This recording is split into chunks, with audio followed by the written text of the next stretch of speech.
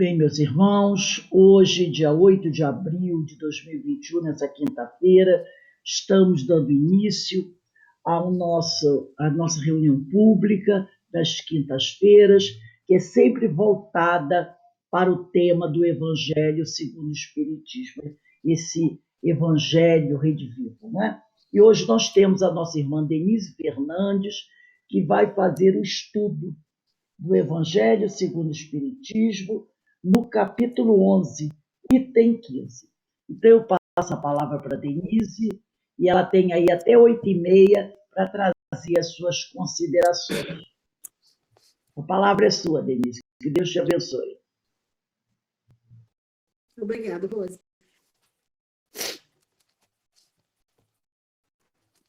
Bom,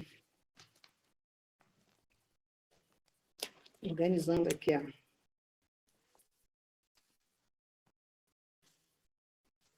no capítulo 11, no item 15, tem o título Deve-se expor a vida por um malfeitor?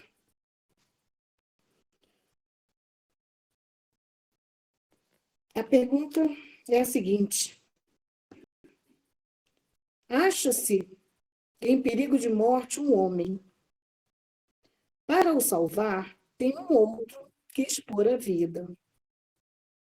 Sabe-se, porém, que aquele é o malfeitor e que, se escapar, poderá cometer novos crimes. Deve, não obstante, o segundo arriscar-se para o salvar?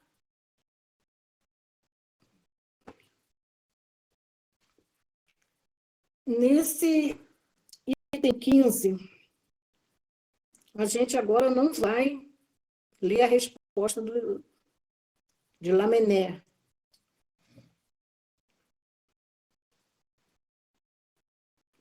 Nós vamos apenas lançar outras questões junto a essa de Kardec.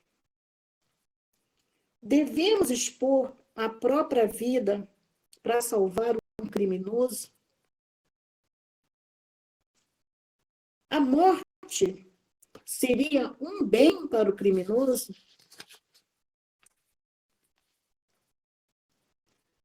Pode um homem vir a se arrepender de seus atos pecaminosos se tiver diante da morte iminente a chance de ser salvo?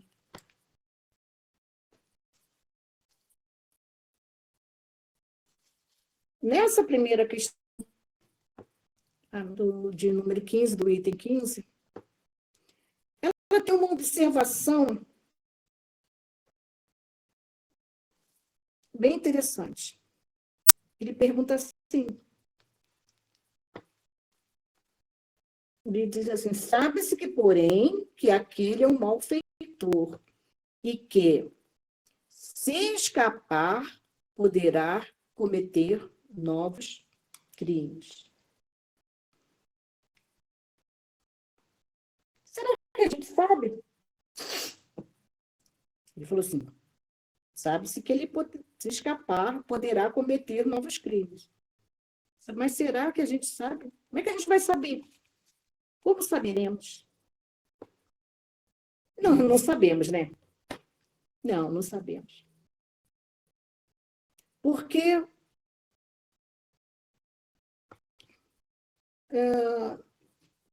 muitos têm a presciência, né? Poucos têm a presciência do futuro, né? E muitos de nós não sabemos. Você sabe se vai estar de pé amanhã? Você sabe se ao dormir amanhã você acordará? Não se sabe. Então, a gente não pode dizer que, se escapar, ele poderá cometer novos crimes. Vamos na questão de número 990. Eu abri no lugar 990. do Livro dos Espíritos, no livro 4º, capítulo 2, das penas e gozos futuros, de título Expiação e Arrependimento. Fizemos 3 questões aí.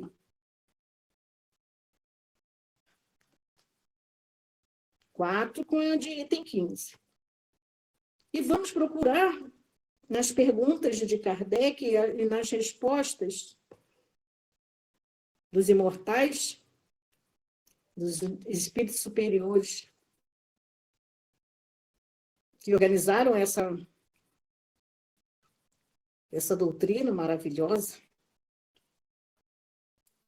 Todos apostos? 990. Vamos lá.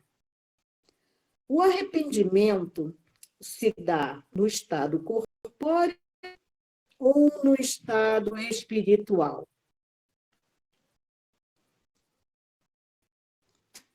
Resposta. No estado espiritual. Mas também pode ocorrer no estado corpóreo, quando bem compreendeis a diferença entre o bem e o mal. Questão 991. Qual a consequência do arrependimento no estado espiritual? O desejo de uma nova encarnação para se purificar. O espírito compreende as imperfeições que o impedem de ser feliz. E, por isso, aspira a uma nova existência em que possa expiar suas faltas. 992. Qual a consequência do arrependimento no estado corpóreo? Nós até falamos no estudo anterior, né? Da sequência. Qual é a consequência desse arrependimento? Avançar. Já na vida presente, se ainda houver tempo para reparar suas faltas. Opa! Se ainda houver tempo para reparar as suas faltas. Quando a consciência o censura e lhe mostra uma imperfeição, o homem pode sempre, olha quem falou, pode sempre melhorar-se. Questão 193. Não há homem que só tenha o instinto do mal e que são... não há homens que só têm o instinto do mal e que são inacessíveis ao arrependimento? Já te disse, essas perguntinhas de Kardec, né? Já te disse que o espírito deve progredir sem cessar. Aquele que nesta vida só tem o instinto do mal, terá o do bem em outra existência. E é por isso que renasce muitas vezes, pois é preciso que todos progridam e atinjam a meta, uns em tempo mais curto, outros com mais lentidão, conforme os seus desejos. Aquele que só tem o instinto do bem já se purificou, pois talvez tenha tido o do mal numa existência anterior. Questão 994. O homem perverso que não reconheceu suas faltas durante a vida sempre as reconhece depois da morte? Repetindo, sempre as reconhece depois da morte? Sim, sempre as reconhece. E então sofre mais, porque sente em si todo o mal que praticou ou de que foi a causa voluntária. Entretanto, o arrependimento nem sempre é imediato. Há espíritos que se obstinam no mau caminho, apesar dos sofrimentos que passam. Porém, cedo ou tarde, reconhecerão haver tomado o caminho errado e o arrependimento virá. É para os esclarecer que trabalham os espíritos bons e que vós mesmos podeis trabalhar. Os espíritos bons trabalham esclarecendo sobre isso tudo a nós. E nós mesmos podemos trabalhar em nós, com o outro, enquanto aqui nós estamos, né? E depois, quando estivermos novamente na erraticidade, podemos nos arrepender também. Vamos agora à questão 886, que faz parte do livro 3º, capítulo 11.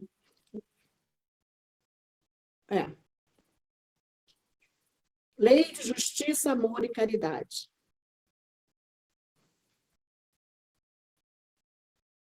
Nós vamos na questão 886. Caridade e amor ao próximo. Qual o verdadeiro sentido da palavra caridade, tal como Jesus a entendia? Tem gente que já sabe até essa pergunta, essa questão de cor, né? A gente já está quase... Qual é a resposta?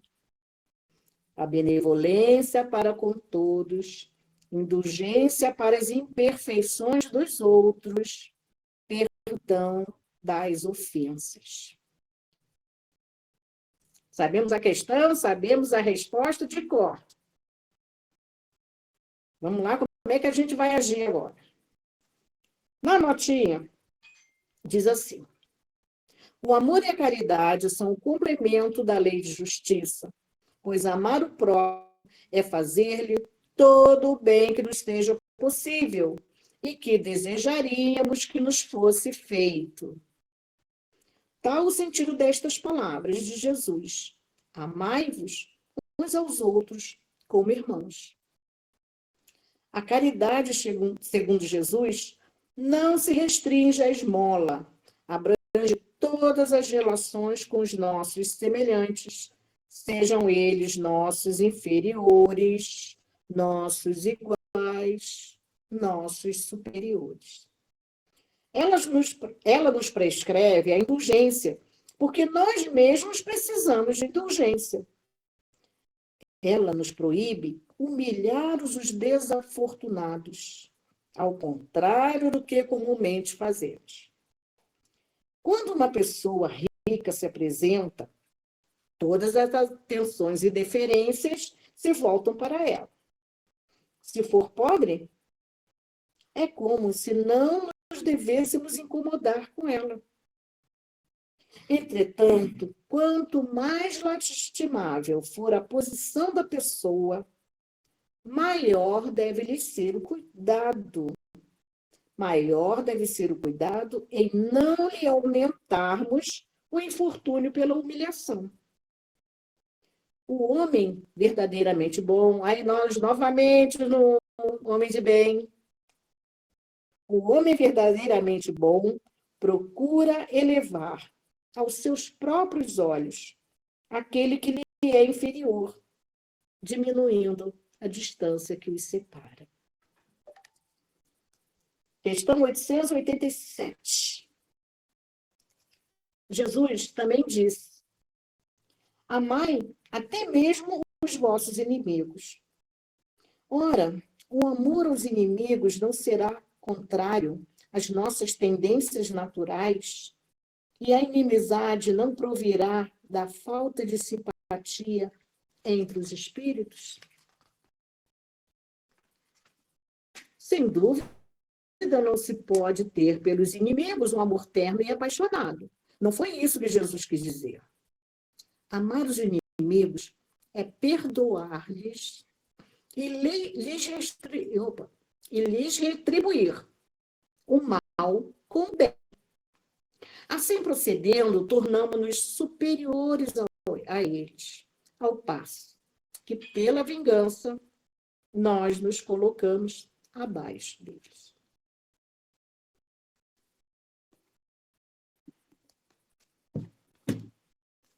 Agora, voltamos a ler uma das questões aqui. Nós lemos: pode um homem vir a se arrepender dos seus atos pecaminosos se tiver diante da morte iminente a chance de ser salvo? É possível, pois neste instante o homem perdido vê surgir diante de si todo o seu passado, fazendo enxergar a chance de redimir-se, vivendo mais algum tempo na recuperação renovadora. Ao salvar um malfeitor da morte, não devemos indagar se ele vai agradecer ou não. Devemos seguir a voz do nosso coração. Então, quando a gente aprende que fora da caridade não há salvação, fora da benevolência e do perdão incondicional, também não há. Kardec nos explica como é que a gente vivencia isso. Fazendo ao outro o que queiramos que nos faça. Não é assim? Somos frágeis. Hoje, estamos numa situação delicada de expor a nossa vida para salvar a de um malfeitor. Mas amanhã poderemos estar na situação dele. Porque nós somos falíveis. E considerando que a nossa existência é eterna, nós não sabemos se amanhã cometeremos atitudes execráveis. Porque nós estamos expostos a tudo. Embora conheçamos o Evangelho, porque conhecer é uma coisa, mas viver o Evangelho é outra. Exige sacrifícios, renúncias, suores e lágrimas extremas. Nós temos que ter empatia, né? Nos colocarmos e perguntarmos se eu estivesse no lugar dele.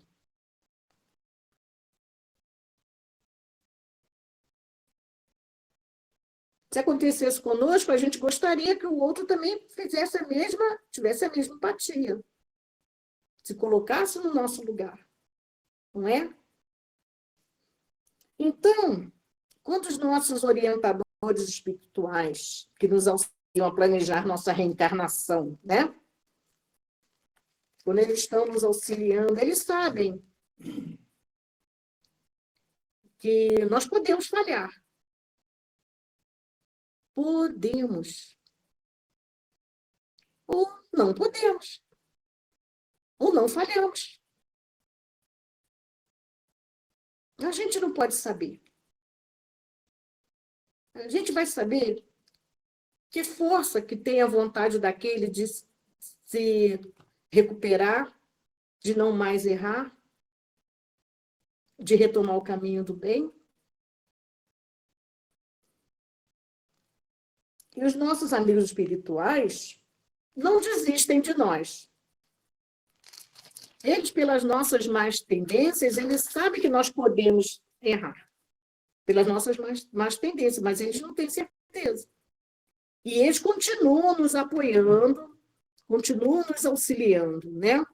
Continuam ao nosso lado, nos dando chances o quanto forem necessárias. Apesar de nossas falhas, das nossas imperfeições, das nossas rebeldias,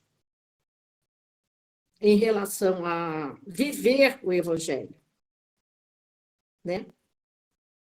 O Pai nos possibilita sempre estarmos aqui, reencarnando, quantas vezes forem necessárias para que possamos refazer os nossos caminhos, aprendermos com os nossos erros pretéritos e perseverarmos no bem. Quando Jesus foi questionado sobre qual o maior mandamento da lei, lembra? Aí foi respondido: amar a Deus sobre todas as coisas. Mas como eu amo a Deus? Como é que eu demonstro esse amor? Aí vem o segundo mandamento: amar o próximo como a si mesmo. Então, como é que eu demonstro meu amor a Deus? Me amando e amando o próximo. Agora, se eu tiver algum problema em relação a mim mesmo, se eu tiver um conflito comigo mesmo, como é que eu irei amar o próximo? Se eu sou extremamente rígida comigo e não me perdoo pelos meus erros, né? Pelas minhas ofensas, como é que eu posso perdoar o meu próximo pelas ofensas dele? Provavelmente eu vou agir, se eu não me perdoo, provavelmente eu vou agir com o mesmo rigor. Eu também não vou perdoar. Eu serei rígida também com ele. Aí vamos dar um exemplo financeiro. Eu só tenho R$ 10. Vamos fazer assim um paralelo. Só tenho R$ 10. Aí a Aninha vem, eu adoro implicar com a Aninha. A Aninha vem e me pede R$ 50. Eu posso dar R$ 50 para a Aninha se eu só tenho 10? Não, só tenho 10, só posso dar 10.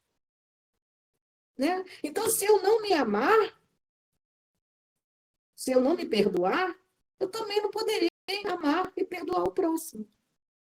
E a gente cai naquele velho raciocínio, naquele raciocínio que é um raciocínio lógico. Eu tenho que me conhecer, né? Saber quais são os meus erros, me perdoar por estes erros, para poder perdoar o próximo. Me amar para poder amar ao próximo. Então, assim são os nossos valores morais, né? Só doamos aquilo que temos. Como eu amo o próximo como a mim mesmo? Fazendo ao próximo aquilo que eu gostaria que fizesse para mim. Não é mesmo? Aquilo que eu gostaria que ele fizesse por mim. Se eu quero ser perdoado, eu devo perdoar. Se eu quero que alguém tenha paciência comigo, eu tenho de ter paciência com o outro. Quando a gente faz o bem, quando a gente anda no caminho do bem, nós estamos cumprindo a lei, certo?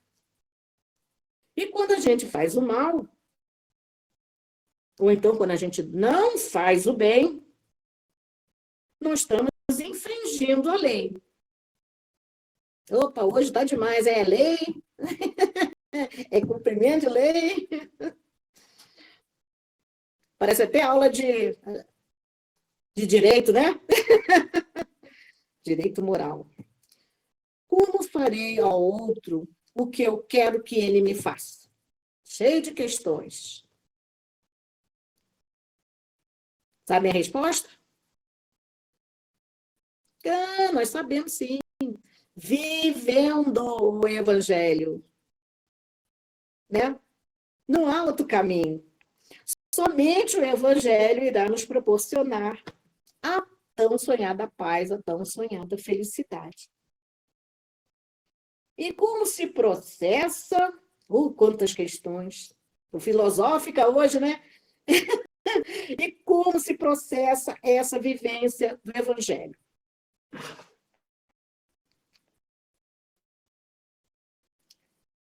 Sendo misericordiosos,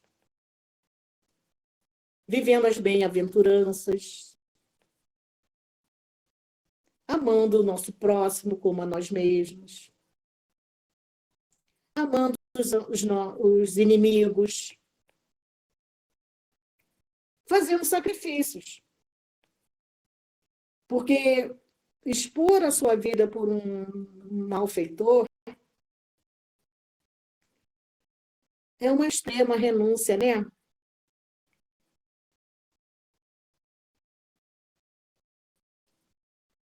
E para a gente fazer essa renúncia extrema, a gente precisa amar muito a nós mesmos. Muito. Porque se não amarmos muito a nós mesmos, nós não poderemos amar muito ao próximo.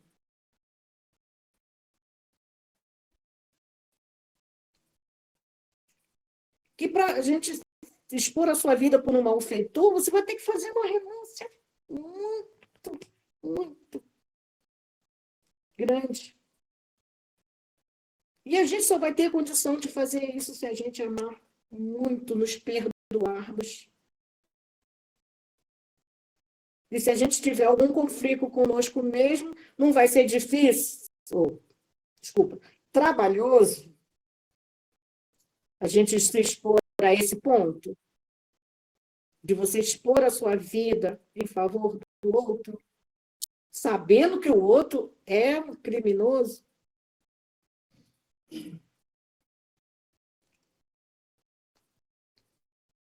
No amar a vossos inimigos, os espíritos superiores nos ensinam. A maldade não é um estado permanente dos homens, ou seja, é um estado provisório. Considerando que a nossa meta é a perfeição, então a maldade é um estado transitório. Ela se deve a uma imperfeição momentânea e que um dia será vencida. E os maus se tornarão bons. A gente não tem vários exemplos disso? Vários exemplos. Conhecemos vários irmãos nossos que hoje são superiores, são de luz, auxiliam muitos outros e foram extremamente perversos. Então, ele foi malfeitor antes. E hoje é um ser de luz. Nós não sabemos, quer dizer, temos uma ideia, né? Sabemos, né? Que nós fomos antes. E hoje estamos melhores, porque estamos procurando estudarmos, nos melhorarmos, alcançarmos a luz, trabalharmos no bem. Considerando que um ser malfeitor é uma situação passageira, vamos pensar que quando salvamos, quando a gente faz esse sacrifício é uma oportunidade que nós damos a ele. Talvez ele tenha feito o mal. Talvez ele tenha escolhido o mal por desconhecimento da lei. Não pode ter sido assim? Por desconhecimento do caminho a seguir. Mas a partir do momento que ele tenha esse conhecimento, ou que tenha esta oportunidade de recomeçar, porque nós o salvamos, ele reconsidere essas atitudes equivocadas. Essas atitudes, ele reconsidere os caminhos do bem. Não há coração tão perverso que, mesmo sem se dar conta, não se mostre sensível a um bom proceder. E até em agradecimento ao outro por ajudá-lo. Porque sabemos que dentro de nós mora a centelha divina. Dentro de nós mora a centelha divina. Mesmo que nós tenhamos amor por um carro, por um objeto, por um animal, por uma planta, é a centelha divina de amor. E cada vez que temos a oportunidade de verificarmos os nossos erros, trabalharmos as nossas dificuldades, orarmos a Deus, pedindo forças para conseguirmos ultrapassar essas dificuldades, podemos trilhar um caminho diferente. Olha, a gente tem mesmo que pensar, né? Quem sou eu para julgar o outro? Quem somos nós para impedir este irmão de continuar vivo e ter a oportunidade de refazer seu caminho?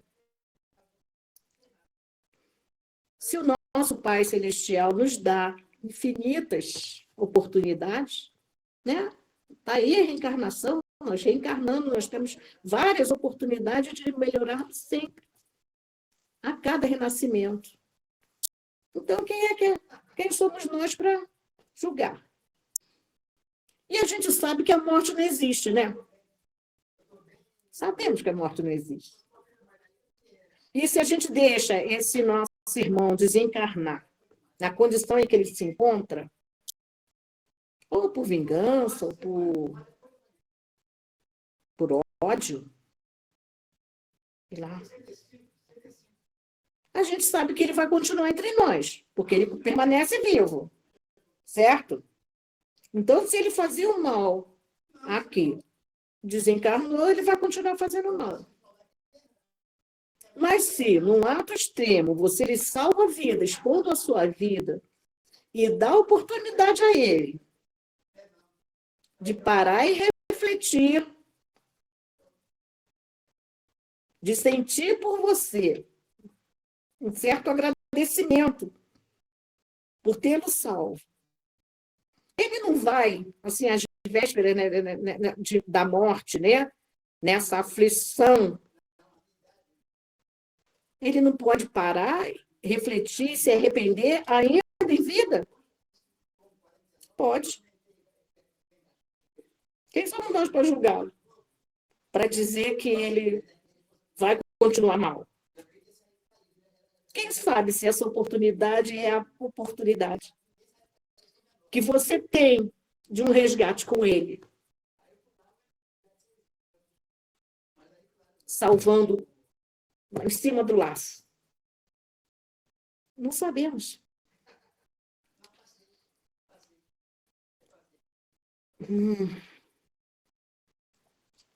Jesus, quando curou todas aquelas curas que ele fez, os cegos, os paralíticos, os obsidiados, ele questionou. Será que ele fica no fogo? Se bem que ele sabe, né? Ele já sabia. Quem ia continuar doente, voltar a ficar doente, e quem ia adiante. Aqueles que voltaram para agradecer, lembra? Ele curou vários. E só 2 voltaram para agradecer. Os outros voltaram para o caminho que eles estavam. Mas podiam não ter voltado. Jesus questionou alguma coisa? Não, ele apenas os curou.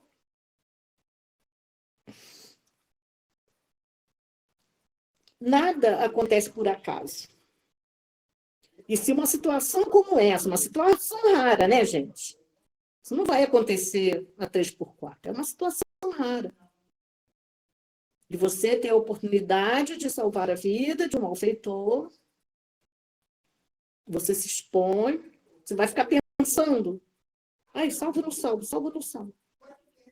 Você não sabe o que tem que ser feito? Faz. Tem certeza que a primeira disposição é para salvar. Aí vem a razão, né? Para você titubear. E às vezes não dá para titubear. Então, tendo uma situação rara como essa, e se a gente tem que passar por ela, tem algum motivo, não é à toa. Não é mesmo? Se você tem a oportunidade de estar ali perto, naquele momento raro, aproveite. Porque a gente tem que se lembrar sempre do Evangelho de Jesus. Como é que Jesus faria? Essa oportunidade tem um objetivo, não é à toa. Jesus fez todo o bem que podia, independentemente da gratidão ou não dos beneficiados. Então, a gente tem que fazer como Jesus, agir da mesma forma que ele. E deixa para Deus o julgamento. Se ele está devendo alguma coisa à lei, ele tem que prestar depois o esclarecimento lá com a lei, não é com a gente. A gente faz o que tem que fazer, ponto. Sim, sim, não, não. Deus conhece a cada um dos seus filhos. Ele sabe da história de cada um, né? Ele sabe por que aquele ali está no mau proceder. Está como malfeitor. Está. Ele não é malfeitor, ele está. Porque a gente sabe que toda situação tem... Tudo passa. Coisas más e coisas boas. Coisas que a gente acha que são ruins, coisas que a gente acha que são muito boas. Tudo vai passar. Então, a gente tem que fazer o que tem que fazer. Vamos ler a resposta do espírito Lamennais. Olha, eu fui pesquisar como se pronuncia, tá, Rose? Lamennais. Aqui, no Evangelho, no capítulo 12, não, do capítulo 11, questão 15. Vamos ler a resposta. Questão muito grave é esta, que naturalmente se pode apresentar ao espírito. Responderei na conformidade do meu adiantamento moral, pois o que se trata é de saber se se deve expor a vida mesmo por um malfeitor. O devotamento é cego. Socorre-se um inimigo. Deve-se, portanto, socorrer o inimigo da sociedade. É um malfeitor, em suma. Julgais que será somente a morte que, em tal caso, se corre a arrancar o desgraçado? É, talvez, a toda a sua vida passada. E imaginai com efeito, que nos rápidos instantes que lhe arrebatam os derradeiros alentos de vida, o homem perdido volve ao seu passado, ou que, antes, o passado, se ergue diante dele. A morte, quiçá, lhe chega sendo demais. A reencarnação poderá vir a ser-lhe terrível. Lançai-vos, então, ó homens, lançai-vos todos vós, a quem a ciência espírita esclareceu. Lançai-vos, arrancai-o a sua condenação. E talvez esse homem, que teria morrido a blasfemar, se atirará nos seus braços. Ele diz, nos vossos braços. Todavia, não tendes que indagar se o fará ou não. Socorrei-o, porquanto, salvando-o, obedeceis a essa voz do coração que vos diz: pode salvá-lo. Salva-o.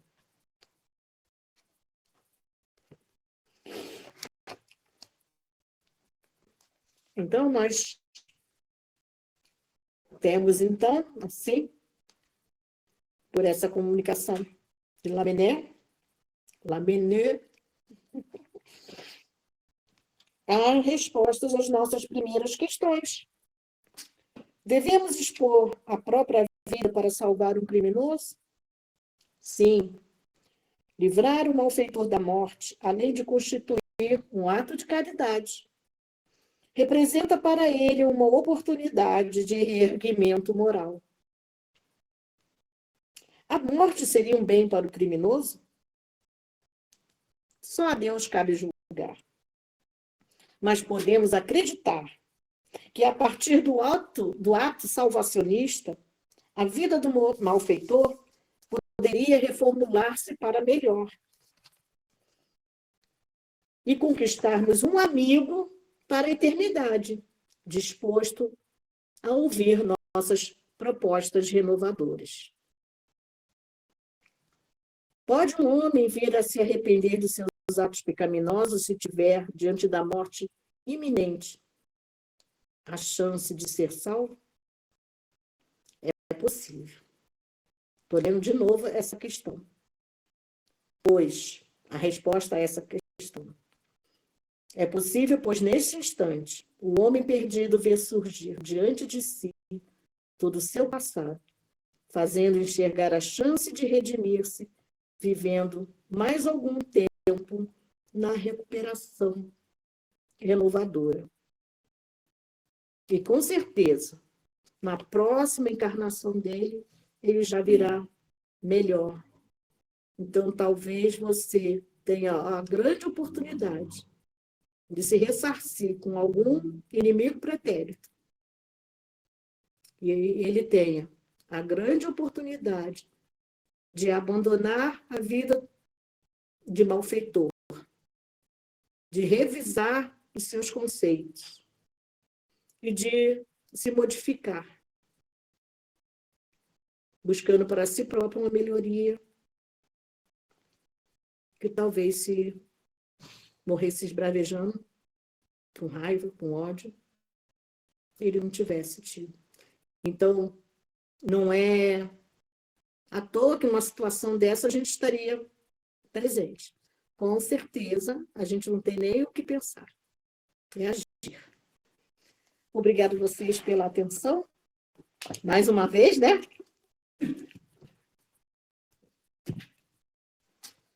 Hoje eu fiquei no centro das atenções. E agradecida, muito agradecida pelo estudo de hoje. Obrigada pela paciência de vocês. Nós agradecemos a nossa amiga Denise pela sua reflexão, pelo seu estudo, que possamos todos nós colocar esse tema tão dentro de nós, porque ainda é difícil, né? Essas questões desses irmãos que vivem de uma forma ainda dissociada da sociedade, né? Que ainda se encontra afastado do caminho da moral e nós precisamos lembrar que eles são nossos irmãos e às vezes nós temos dificuldade de lembrar isso, né? E até de fazer uma oração por eles. Nós normalmente, o primeiro ato é querer jogar a pedra e depois que a gente para pensar que não cabe mais jogar pedras, é preciso orar, pedir por esses irmãos. Então esse tema é sempre importante a gente voltar a esse tema, refletir sobre esse tema. Então, para a gente, mais uma vez, agradecemos a nossa irmã Denise pelas suas palavras, e eu vou pedir à nossa irmã Carmen Dolores para fazer a nossa prece de agradecimento.